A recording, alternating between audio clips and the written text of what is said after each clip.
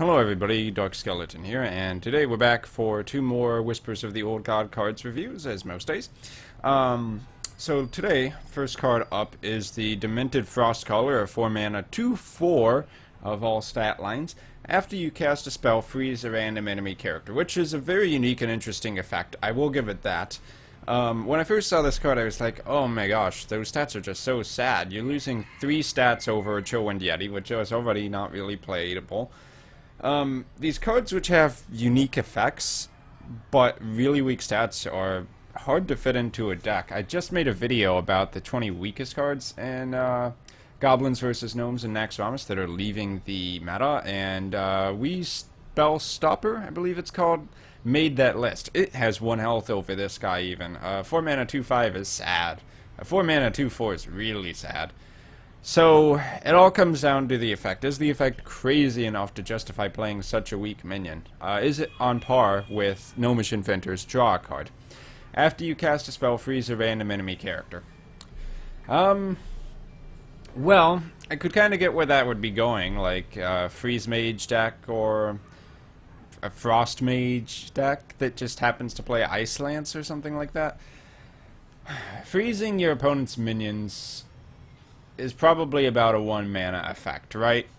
So you cast 2 spells, and then it's kind of like paying 2 mana for a 2/4, and then 2 more Ice Lances to freeze targets.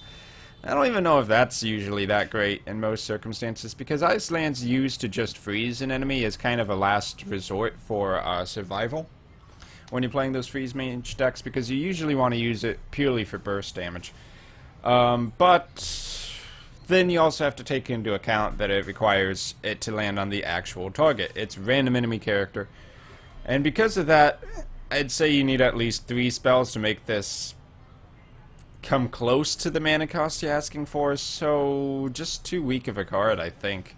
Random freezes are just not that powerful, and it needs to be powerful if it's going to be a 4-mana 2/4, so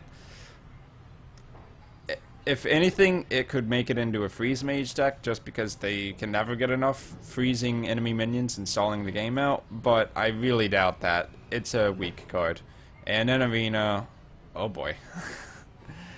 Pretty bad in Arena, too. There were a few cards I would not take over this guy. Okay, next up. Not those YouTube comments, that's another potential video, but Shifting Shade.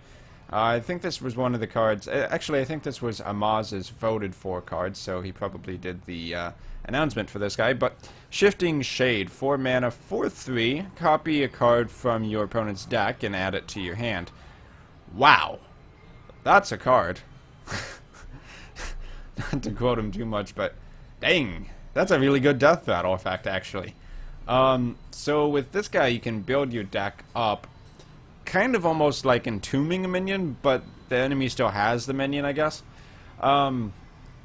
Weak stats, of course, not as weak as the other guy, the Demented Frostcaller, which is just sad.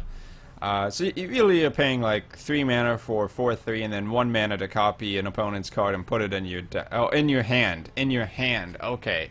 Yeah, right. So it's basically 4 mana draw a card from your opponent's deck randomly.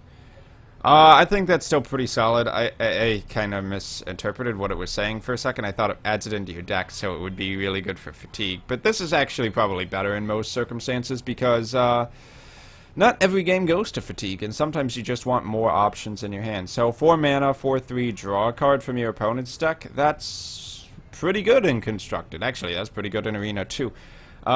You would sometimes pay 4 mana for a 2/4 Gnomish Inventor draw a card. I guess there's a minor downside in that the card in your opponent's deck may not really fit your deck's playstyle, but in Constructed, usually any card you can pull out of any deck is usually pretty good. Thoughtsteal is fairly comparable to an Arcane Intellect. I don't think it's leagues behind.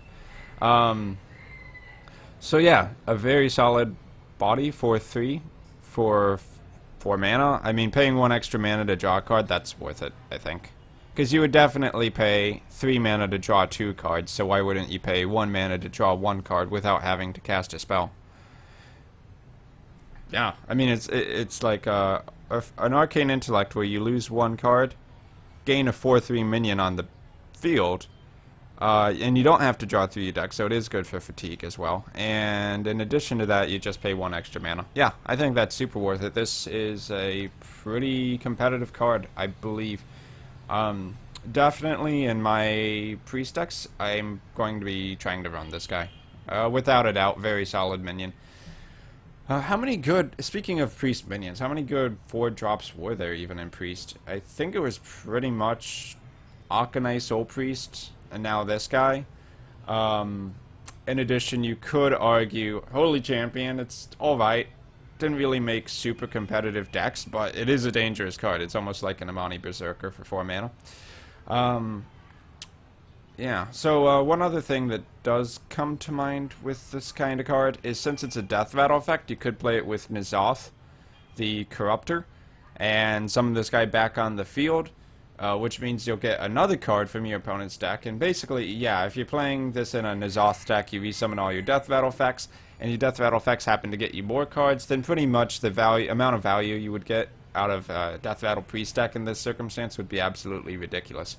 It would also be good to play this with a Dark Cultist. Oh, but Dark Cultist just got wrecked because it's in standard mode. Okay, well, I guess they need a new 3-drop for a Death Rattle Priest deck. Yeah, N'Zoth plus this guy, really good. This guy on its own, really good. I expect to see a lot of play there. So, aside from that, I guess I'll stop rambling for now, and I'll see you guys tomorrow. I've been Dark Skeleton, and I'll catch you in my next video.